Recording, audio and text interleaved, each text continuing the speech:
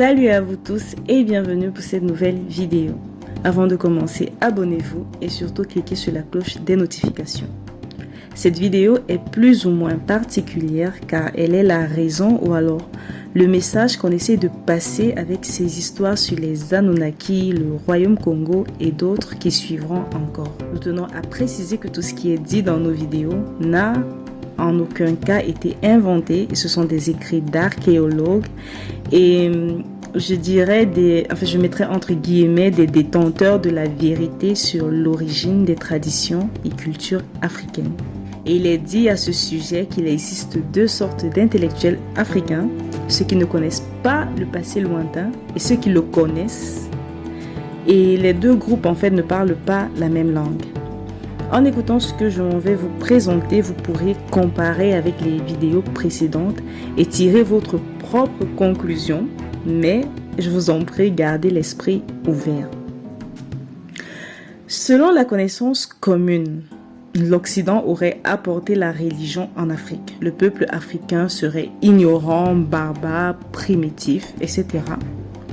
Mais nous n'allons pas entrer en profondeur dans cette discussion, mais plutôt vous présenter en quelques mots l'histoire de l'origine spirituelle du peuple Congo tirée du livre sacré de la religion de la race noire. Selon ce livre sacré, il est dit: de l'esprit de Dieu Tout-Puissant était sorti l'esprit du soleil. De l'esprit du soleil était sorti le feu créateur. De l'océan du feu du soleil était sorti la mère terre, qui mit au monde ses enfants, les plantes, animaux et les hommes de la race des fils de la terre. Après cela, nos pères, venus du ciel, de la lumineuse étoile Kakongo, vinrent sur la terre à l'aide d'un char de feu qui atterrit sur le plateau de l'Éthiopie, dans le monde de Katiopa. Et nous savons tous que le plus vieux squelette a été découvert en Éthiopie en 1974.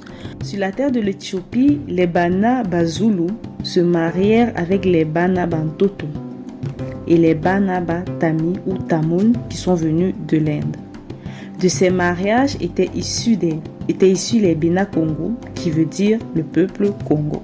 Après le déclin de la civilisation égyptienne, à l'an 220, avant l'ère des poissons, c'est-à-dire avant l'ère Jésus-Christ, un archange du nom de Mwanda Congo, qui veut dire esprit divin, apparut au mage Bemba Zulu, qui veut dire aigle du ciel, et lui confia la mission d'être le dirigeant des Bena Congo, et s'adressant au peuple Congo par l'intermédiaire du mage Bemba Zulu, l'archange Mwanda Congo dit ceci, nous citons: pour la confusion des nations, et cela jusqu'à ce que le temps prévu par YAV, qui nous rappelle YHWH, si vous vous rappelez de l'histoire, arrive, dès maintenant les nations vous connaîtront sous mon nom de temple. Vous quitterez le nord pour le sud, la tête pour le cœur. Vous cacherez les mystères de la sainte loi dans les caves du cœur du pays de Katiopa. Et vous cacherez les 12 dans 3. Tu es la nation qui a été choisie pour me servir. Tes premiers ancêtres sont venus du ciel, de l'espace, mais toi, tu es né en Éthiopie. Et entre parenthèses, on sait qu'il y a beaucoup de livres qui ont été retrouvés en Éthiopie datant de plusieurs siècles avant Jésus-Christ et qui ont été rejetés par les Juifs et les Occidentaux et aussi retirés de la Bible. Nous continuons. De l'Éthiopie, je t'ai emmené en Équipati ou alors Ngipiti qui est Égypte actuellement. Et maintenant, je te fais sortir de l'Égypte et je t'envoie au-delà de l'Éthiopie pour y être la tête et le cœur de cette grande région qui va de l'océan Atlantique jusqu'aux sources du Nil. Tu iras vivre au pays de ce grand roi, le grand Mani Congo, qui viendra du ciel. Sous les directives éclairées du mage Bemba Zulu, les Bena Congo, c'est-à-dire les fils de Dieu, du Sahara, de Canaan, de Madian, de Moab, de la Nubie et de l'Égypte, vont se regrouper en Éthiopie et commencer la grande migration qui va les conduire vers l'inconnu. le peuple de Dieu va laisser l'Éthiopie en direction du Tanganyika et finira par atteindre la terre qu'il nommait Dizimba, qui signifie sanctuaire, et qui est l'actuel Zimbabwe. Et là, ils ont bâti une très grande civilisation. Et si vous vous souvenez, le Zimbabwe est l'endroit où le dieu Anunnaki Enki s'occupait de la terre et avait découvert les premières créatures de la terre.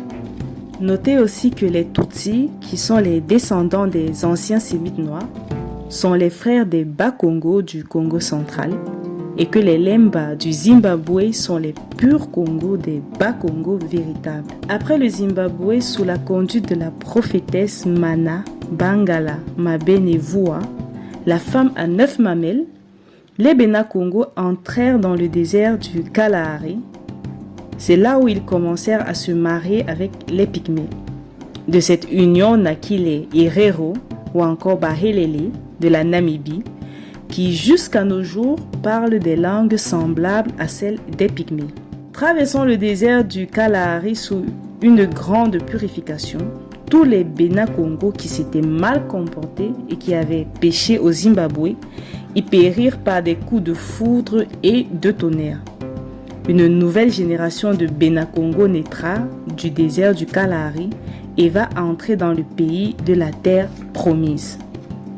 Une souche de Bena-Congo va perdre l'itinéraire et s'orienter vers le sud. De cette souche sortira les Zoulous de l'Afrique du Sud. Dans leur marche à l'intérieur de l'actuel Congo, les Bena-Congo atteignirent la montagne sacrée appelée montagne de Lemba. Avant de la gravir, ils vont rester pendant 40 jours au bas de la montagne pour se purifier. Nous voilà arrivés au terme de la première partie de cette vidéo sur l'origine spirituelle du peuple Bena-Congo ou alors Bantou. Je vous remercie d'avoir regardé la vidéo et je vous demande de liker, commenter, partager et vous abonner en activant la cloche des notifications. Dans l'espoir que la vidéo vous a plu, moi je vous dis à bientôt.